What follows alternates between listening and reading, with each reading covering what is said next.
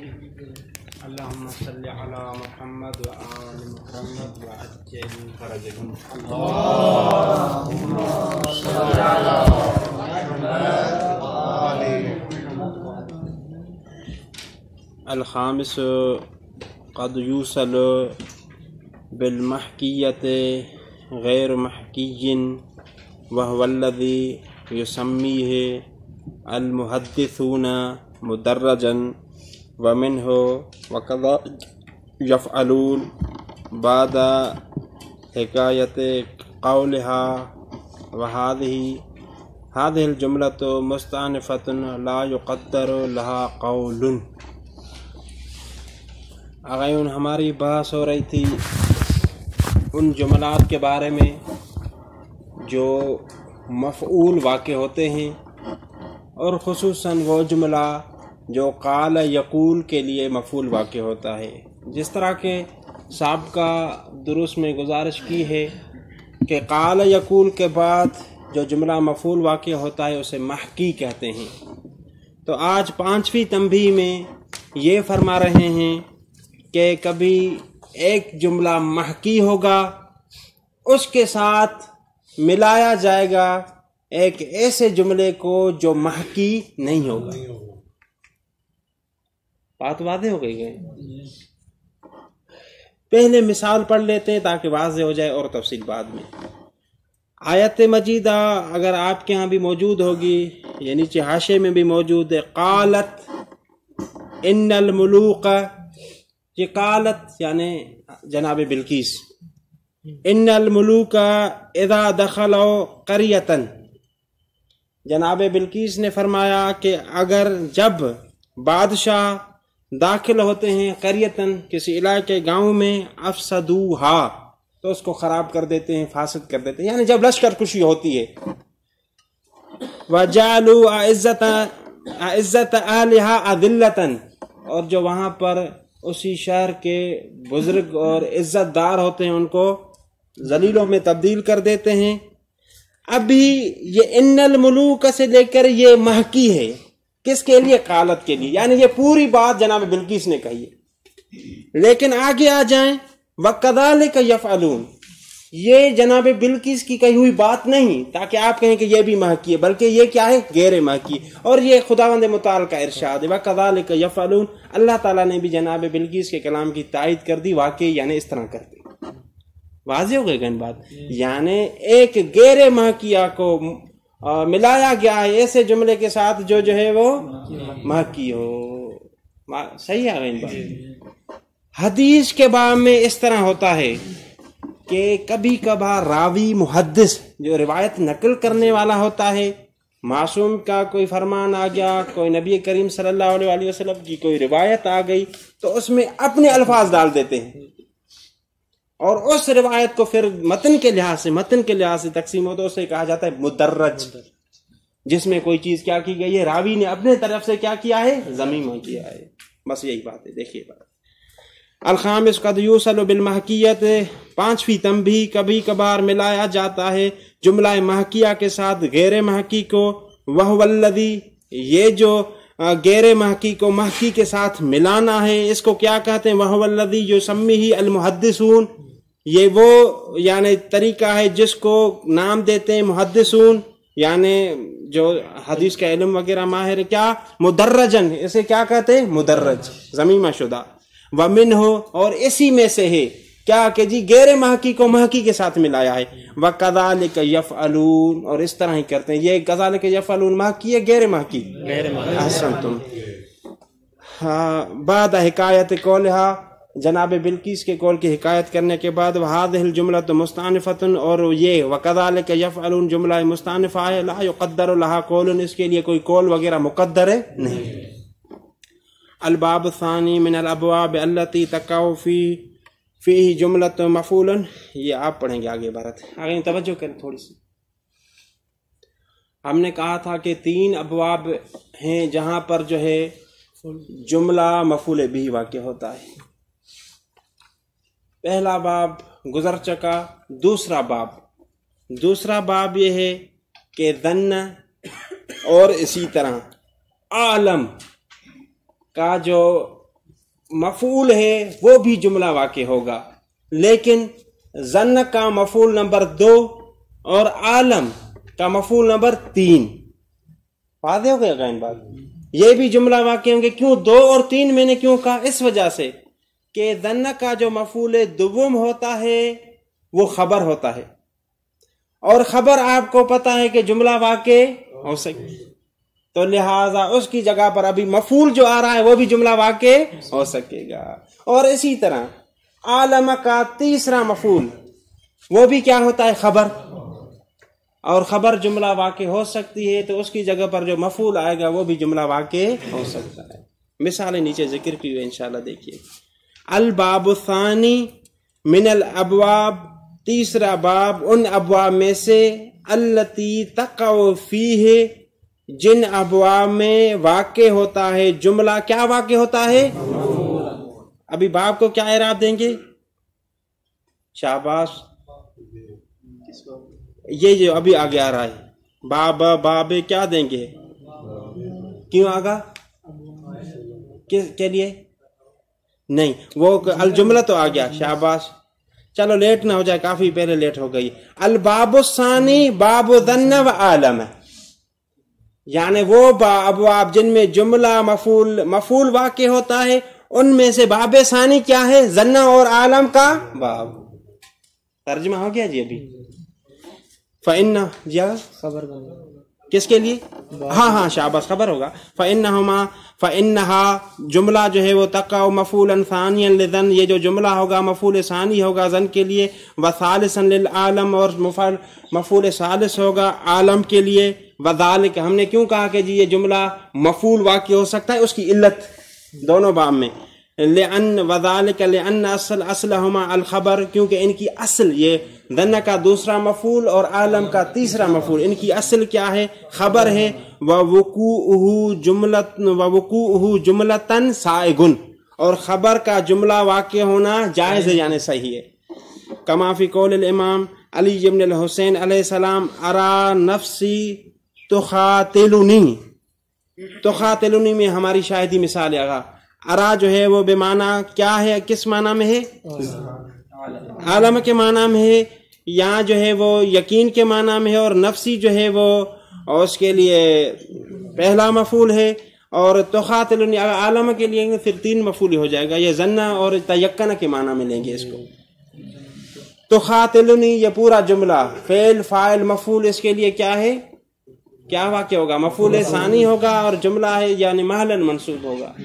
بات واضح ہے انشاءاللہ۔ ارا نفسی یعنی میں جانتا ہوں کیا چیز؟ تخاتل، میں جانتا ہوں اپنے نفس کو، تخاتلنی وہ مجھے دھوکہ دیتا ہے۔ واضح ہو گئی بات۔ الباب الثالث باب التعلیق، وذلك غیر مختص بباب ظن بل هو جائز في كل فعل قلبي، ولهذا انقسمت هذه الجملة الى 3 اقسام۔ اگر توجہ کیجیے گا، تیسرا باب جہاں پر جملہ جو ہے وہ مفعول واقع ہوتا ہے وہ ہے باب تعلیق۔ وہ کون سا باب ہے؟ تعلیق۔ آپ تعلیق پڑھ کر آئے ہیں کہ جی تعلیق ہوتی ہے افعال قلوب میں، اور افعال قلوب وہ 6-7 جو ذکر کیے گئے ہیں، علم، علما، ارا، حسب، خال وغیرہ وغیرہ جو بھی ہیں، 6-7 جتنے بھی ذکر کیے، ان میں تعلیق ہے۔ تعلیق کے مطلب کیا کہ اگر ان کے درمیان اور ان کے جو معمول ہیں 2 مفعول، ان کے درمیان ایسی کوئی چیز آ جائے جو صدارت طلب ہو تو ان کو عمل سے روک دیتی ہے، یعنی لفظاً عمل سے روک دیتی ہے، لیکن معنن اور محلن وہ عمل کرتے ہیں۔ واضح ہوگا گن بات؟ کہتے ہیں کہ ابھی دیکھیے گا، پہلے ایک مقدمہ سنیے۔ ہمارے پاس افعال کی 2 قسمیں ہیں۔ ایک افعال جو ہیں وہ ظاہری اعضاء کے ساتھ آپ انجام دیتے ہیں، مثلا کون سے افعال؟ دیکھنا، نظر، دیکھنا ہو گیا، اسی طرح جو ہے وہ چکھنا، سمع، سننا ہو گیا، بولنا ہو گیا۔ یہ ایسے افعال ہیں جو آپ انجام دیتے ہیں۔ چلنا جسے ذہب کہتے ہیں، یہ ٹانگوں کے ذریعے ہوتا ہے. کوئی کام وغیرہ کرنا یعنی کچھ ایسے افعال ہیں جو اعضائے ظاہری کے ذریعے انجام دیے جاتے ہیں، لیکن کچھ ایسے افعال ہیں جو اعضائے ظاہری کے ذریعے انجام نہیں دیے جاتے لیکن قوت باطنی کے ذریعے وہ افعال حاصل ہوتے ہیں. واضح ہوگا یہ بات؟ کس کے ذریعے؟ قوت جو بھی افعال قوت باطنی کے ذریعے ہو انہیں افعال قلبی کہتے ہیں، چاہے ان کا ان افعال قلوب میں شمار ہوتا ہو یا نہ ہوتا ہو. یہ قصہ سمجھ میں آ گیا؟ جو بھی افعال قوت باطنیہ کے ذریعے انجام دیے جائیں انہیں افعال قلبی کہیں گے، جن کا اندر اور باطن سے تعلق. وہ کون کون سے ہیں؟ تفکر، فکر کرنا، قوت باطنی ہے. اور اسی طرح ہی جو ہے وہ جبنا، ڈرنا، قوت باطنی ہے. اور بھی مثالیں کافی ساری ہیں. زعم، گمان کرنا وغیرہ، یہ سب جو ہے وہ قوت باطنی کے ذریعے ہوتا ہے. ابھی اگر دیکھیے ہماری شاید مثال یہاں پر ہوگی، کہا کہ جی افعال قلبی، افعال قلبی عام ہے، فقط باب ظن کے ساتھ خاص نہیں. ہر وہ فعل جو قوت باطنی کے ذریعے انجام دیا جائے اس میں تعلیق ہوتی ہے. اس میں تعلیق ہوتی ہے مطلب کیا؟ کہ اگر کوئی ایسی چیز آ جائے جو ماں بعد میں عمل سے روک دے تو لفظی طور پر تو یہ فعل عمل نہیں کریں گے، لیکن معنوی اور محلی طور پر اس میں کیا کریں گے؟ عمل کریں گے. لیکن ابھی تک ہماری بات یہاں پر بھی نہیں آئی. کہتے ہیں پھر ان افعال کی 3 قسمیں ہیں. افعال قلبی کی کون کون سی قسمیں ہیں؟ 3. پہلی وہ قسم ہے کہ یہ متعدی خود لازم ہوتے ہیں لیکن متعدی ہوتے ہیں حروف جر کے ذریعے. تو بعد والی چیز ان کے لیے بنے گی مفعول، لیکن مفعول بالواسطہ. واضح ہو گئی غیر بات؟ تو پھر کیا ہوتا ہے؟ اگر یہ عمل سے معلق ہو جائیں، عمل نہ کریں کسی ایسی چیز کی وجہ سے جو صدارت طلب ہو، تو اس مفعول بالواسطہ کی جگہ پر ایک جملہ آئے گا جو ان کے لیے مفعول بالواسطہ بنے گا، اور وہ محلاً کیا ہوگا؟ منصوب ہوگا. بات سمجھ میں آ گئے گا؟ دوسری بات کون سی؟ توجہ کیجیے گا. یعنی افعال قلبی کی 3 قسمیں ہیں. پہلی قسم وہ ہے کہ وہ خود لازم ہوتے ہیں لیکن متعدی ہوتے ہیں. کس کے ذریعے؟ اگر کوئی عمل سے کوئی چیز مانے نہ ہو تو اس کا جو مفعول ہے وہ مفرد ذکر ہوگا، اور وہ اس کے لیے مفعول بھی بالواسطہ بنے. لیکن اگر کوئی ایسی چیز آ جائے جو عمل سے کیا کرے؟ منع کرے، استفہام، نفی، نہیں وغیرہ آ جائے، تو پھر اس صورت میں پورا جملہ ان کے لیے مفعول بنے گا اور محلاً وہ کیا ہوگا؟ منصوب. بات واضح ہوئی آ گئی نبی؟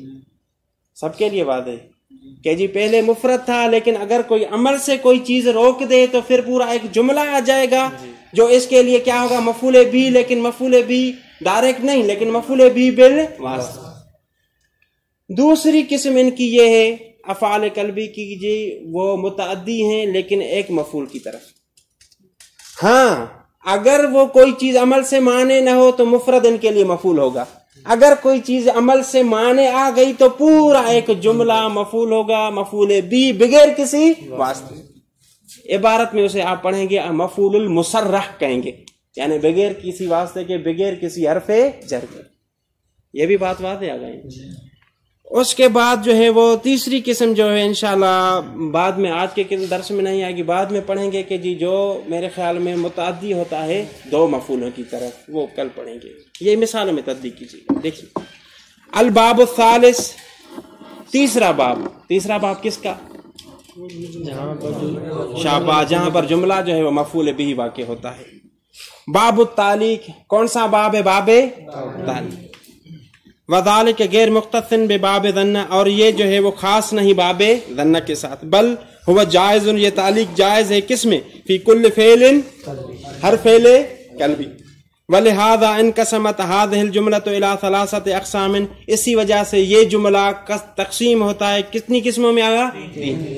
لیکن یہ تقسیم کس وجہ سے؟ اس فعل کی وجہ سے. یہاں تو فعل لازم ہوگا، یا متعدی بھی 1 مفعول ہوگا، یا متعدی بھی 2 مفعول ہوگا. احدها ان تكون في موضع، پہلی قسم ان تكون یعنی ان تكون الجملہ، جملہ ہوگا فی موضع مفعول، یعنی مفعول کی محل میں، مقید، اور وہ مقید ہوگا کس کے ساتھ؟ جار کے ساتھ. دیکھیے گا اولم يتفکروا ما بصاحبهم من جنۃ، یہاں پر دیکھیے آغاین ترکیب دیکھیے آپ، حمزہ استفہام انکاری کے لیے، واو حرف عطف، لم جازمہ، یتفکروا فعل مجزوم، ما نافیہ.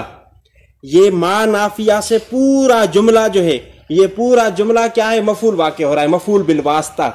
یتفکروا فعل لازم ہے، اسی وجہ سے ما سے پہلے ایک حرف جر کو مقدر ماننا کیا ہوگا؟ ضروری، تاکہ یہ اس کے لیے مفعول بھی بن سکے. ترکیب جی ترکیب میں پوری کرتا ہوں انشاءاللہ. آغا یہ بات سمجھی آپ نے؟ شاہدی مثال کہاں پہ ہے؟ ما بصاحبہم من جن، یہ پورا جملہ ہے، مفعول بالواسطہ ہے، تو مفعول بالواسطہ کے ذریعے حرف جر چاہیے. حرف جر کہاں پر مقدر مانیں گے؟ ما سے پہلے. ترکیب سنیے گا، ما نافیہ، بصاحبہم جار مجرور، متعلق ہے فعل محذوف کے، اور یہ خبر مقدم ہے، من جنتن، اور یہ مبتدا مؤخر ہے. آپ کہیں گے من کیا ہے؟ من زائدہ ہے، اس وجہ سے جنتن جو ہے وہ اگرچہ ظاہری طور پر مجرور ہے لیکن محلاً کیا ہے؟ مرفوع. بات واضح ہو گئی ہے؟ یعنی کیا تم یہ فکر نہیں کرتے، اس بارے میں نہیں سوچتے کہ تمہارا جو صاحب ہے وہ مجنون نہیں بلکہ کیا ہے؟ صاحب عقل ہے. تو یہ یوں بنے گا نا، اولم یتفکروا بما بصاحب. شاباش، بما جار جو ہے وہ محذوف ہوگا، بما با جار محذوف ہوگا.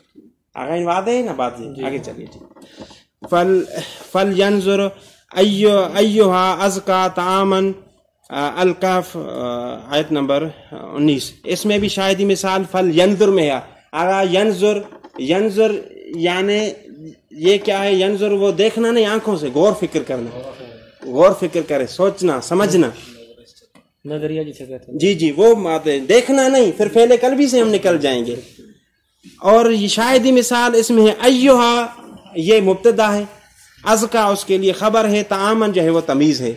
اور یہ پورا جملہ ینظر کے لیے مفعول ہے لیکن مرفوع ڈائریکٹ نہیں بالواسطہ، لہذا ایھا سے پہلے جو ہے حرف جر مقدر ماننا پڑے گا، بے ایھا ہوگا، بے ایھا. مبنی ہوگا، مبنی ہوگا بے. پھر کیا کریں کہ اگر مبنی ہو پورے جملے کی طرف مبنی ہوگا یعنی مضاف ہوگا، یا اس میں کوئی شرط نہیں؟ کون سی؟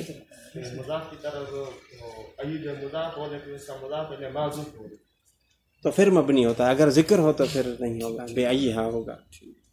واضح ہو گئی اگین بات؟ یہ قصہ کس کا ہے؟ وہ اصحاب کہف کا ہے کہ جی اصحاب کہف نے وہ جو پیسے ان کے پاس تھے تو کہا کہ جی اب کیا کریں؟ تو انہوں نے کہا کہ یہ جو پیسے ہیں، پیسے دے کر ان کو بھیجو، پھر دیکھیں جا کر، غور کریں کہ کون سا طعام جو ہے وہ زیادہ پاک اور لذیذ ہے وہ لے کر آئیں. اس کے بعد فل ینظر یعنی وہ جو بھیجیں گے وہ دیکھیں بھی، غور فکر کریں گے اس طعام کے بارے میں. وَيَسْأَلُونَ أَيَّانَ يَوْمُ الدِّينِ، یوم الدین، اور وہ سوال کرتے ہیں یعنی آگاہی چاہتے ہیں، علم چاہتے ہیں. یہاں پر بھی دیکھیں آگاہی شاہدی مثال، ایانا خبر مقدم ہے، یوم الدین یہ مبتدا مؤخر ہے، اور ایام سے پہلے ایک با حرف جر مقدر ہے، جس کی وجہ سے یہ پورا جملہ مفعول بھی ہوگا. کس کے لیے؟ یسألون کے لیے. اگر سر یہ جی ضروری ہے ہم ہر جگہ با کو مقدر مانیں؟ کس کو؟ نہیں بالکل، اصل تم اسی وجہ سے یسألون کے بعد ان کو مقدر مانیں گے، موافق مانیں گے. یعنی جو جہاں پر معنی بنتی ہوگی حرف جر، ضروری نہیں کہ من مانے، من بھی مان سکتے ہیں، ان جس طرح یسألون میں ان مانیں گے ہم مقدر. واضح ہے گا ان بات؟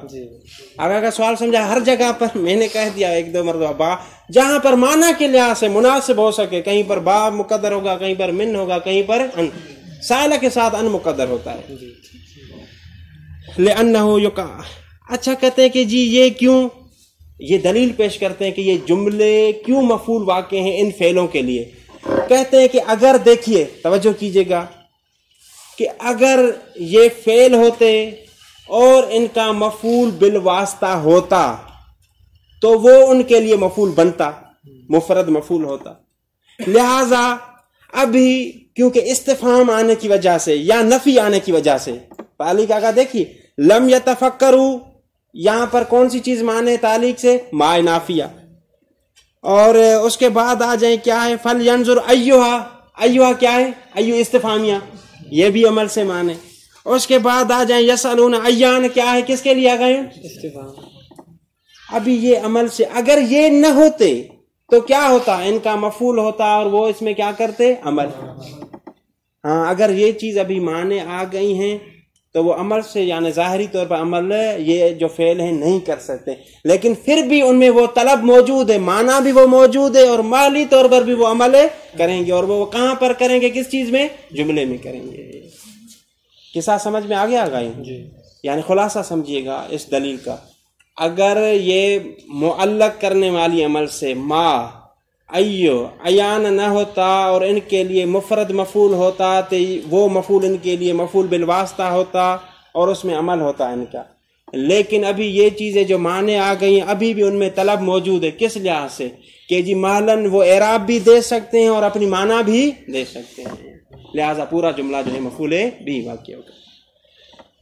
لأنه يقال تفکرت فی، کہا جاتا تفکرت فی، پھر یہ جار مجرور مفعول بالواسطہ ہوتا تفکرت کے لیے، ونظرت فیہ، میں نے اس میں غور کیا، یہ فی بھی اس جار مجرور مفعول بالواسطہ ہوتا تھا اسی نظرت کے لیے، وسألت عنہ، میں نے اس کے بارے میں پوچھا، معلومات حاصل کرنا چاہیے، یہ بھی مفعول بالواسطہ ہوتا، لیکن مسئلہ کیا ہوا؟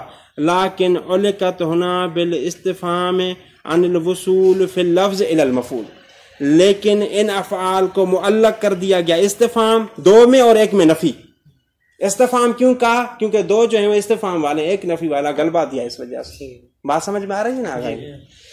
یعنی یہ افعال معلق ہو گئے یہاں پر عمل سے استفہام کی وجہ سے، کس سے؟ عن الوصول فی اللفظ، کے پہنچ سکتے لفظی طور پر کہاں تک پہنچ سکتے؟ مفعول تک، روک دیا گیا۔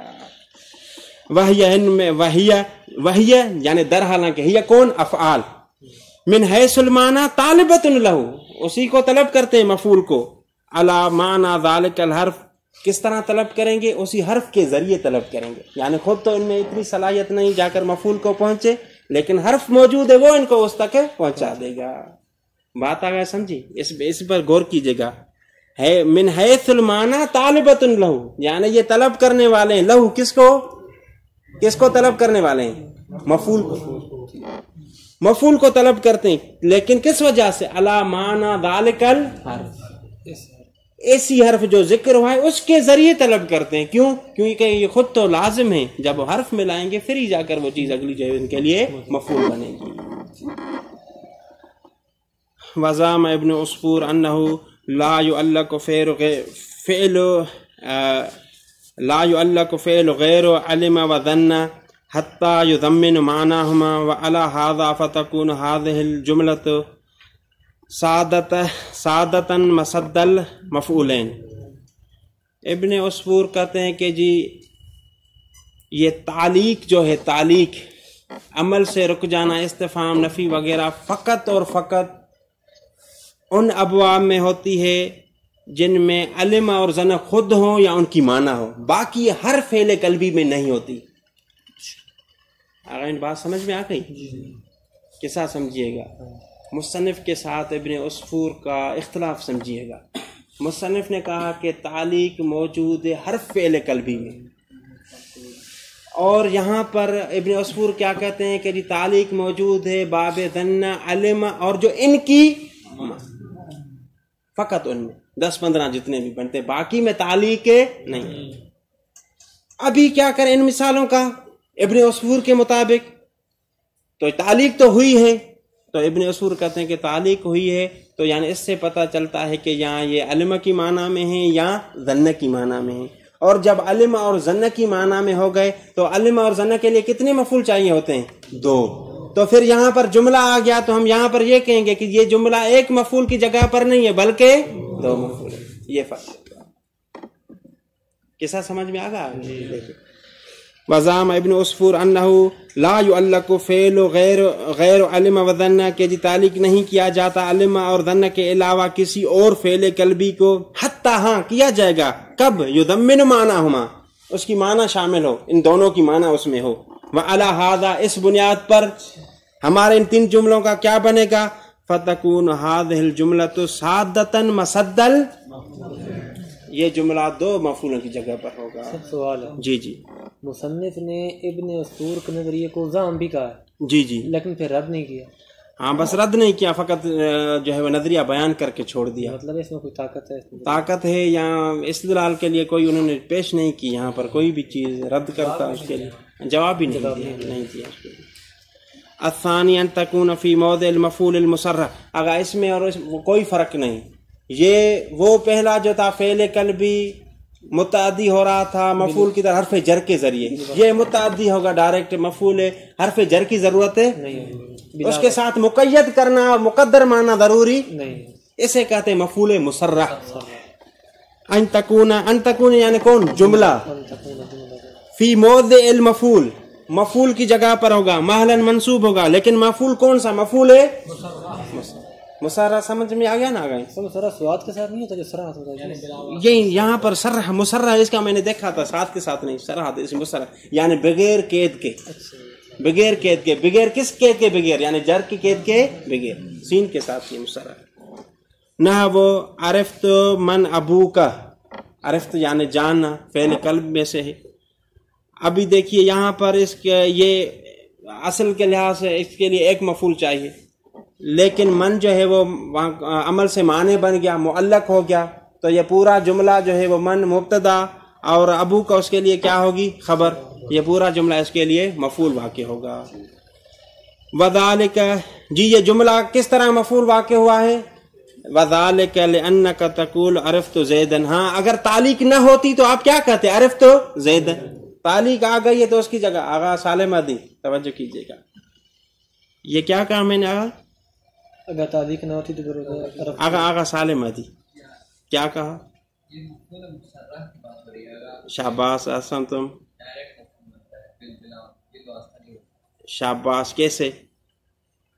کون سا ابھی ڈائریکٹ مفعول بنا ہے؟ شاباش. من ابو کا گئے، توجہ، شاباش شاباش. صحیح ہے. من ابو کا جو ہے وہ یہ ڈائریکٹ پورا جملہ جو ہے وہ مفعول بنا ہے. دلیل کیا ہے؟ کہتے ہیں کہ اگر اس کی جگہ پر مفرد ہوتا تو عرفت زیدن کہتے، ابھی معلق ہو گیا ہے تو پورا جملہ جو ہے وہ مفعول بن گیا. اگر سر یہ ابن اصول کے مطابق تو ہوگا نا، صادم و صدل مفعول ہے. جی اس کے مطابق صدم صدل مفعولین ہو جائے گا. اگر اس میں عرفہ وہی نظریہ وہی لیں گے تو وہ ہو جائے گا. صحیح ہے. عرفہ اگر ابن اصول کے مطابق کہتے ہیں تو ابن اصول کیا کہتا ہے کہ تعلیق ہوتی ہی نہیں سوائے اس میں جو علم کے معنی میں ہو، اور علم کا کتنے مفعولوں کو چاہتا ہے؟ 2 مفعولوں کو. وکذالک علمت، اسی طرح علمت اگر کہیں گے علمت من ابو کا، وہی شاہدی مثال بنے گی. من ابو کا جو ہے وہ علمت جو ہے وہ عمل سے معلق ہے، من ابو کا اس کے لیے پورا جملہ جو ہے وہ مفعول ہے. وَإِذَا أَرَدْتَ عَلِمَ بِمَعْنَى عَرِفَ، ہاں یہ تب ہے جب آپ علم سے عرفہ کا معنی مراد لیں. واضح ہو گئے گن بات. لیکن اگر علم سے وہی باب ظن اور اس کا معنی مراد لیں تو پھر کیا ہوگا اس صورت میں؟ شاباش، صدم صدل مفعولین ہوگا. ایک مفعول کی مثال نہیں. احسن تو واضح ہو گیا گئے، کیونکہ اس میں چلا جائے گا باب ظن. ومن ہو انشاءاللہ. آپ بھی تھک گئے، کل جو ہے پڑھیں گے. اللہم صلی علی محمد وعلی